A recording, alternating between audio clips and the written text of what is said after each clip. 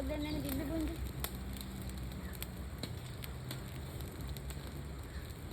කජු පුච්චන්න ඕනේ මෙහෙම නේද?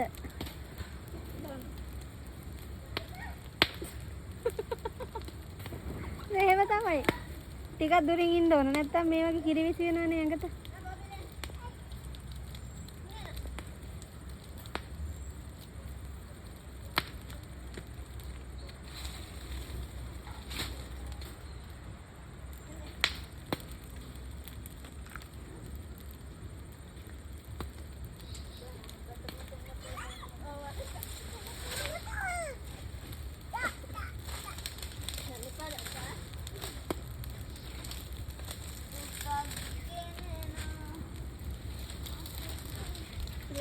පොකුට් ටික දාගන්න මල්ලට වෙන්නේ නැති. දැද්ද පැයි.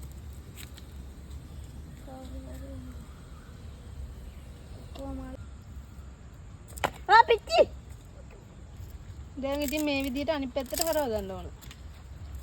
දෙවෙනි පාර පුච්ච ගන්න. මේක ලේසි දැලක් හරින් සහඩක් හරි තිබ්බනම් අපිට නෑනේ අපි තියෙන විදිහට මේ පුච්ච ගන්න. මෙහෙම පිච්චි මහන්දේවා හොරෙන් කඩපුවා.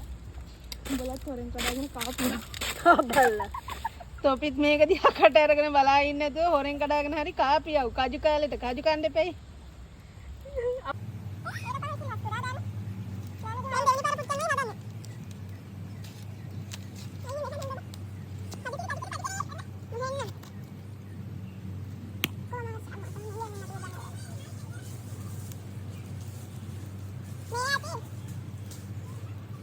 කච්චකෙන්න අනේ මගේ පොල් කට්ටත් නෑ අනේ මල්ලි මටත් එක මේක ඉච්චිරද්ද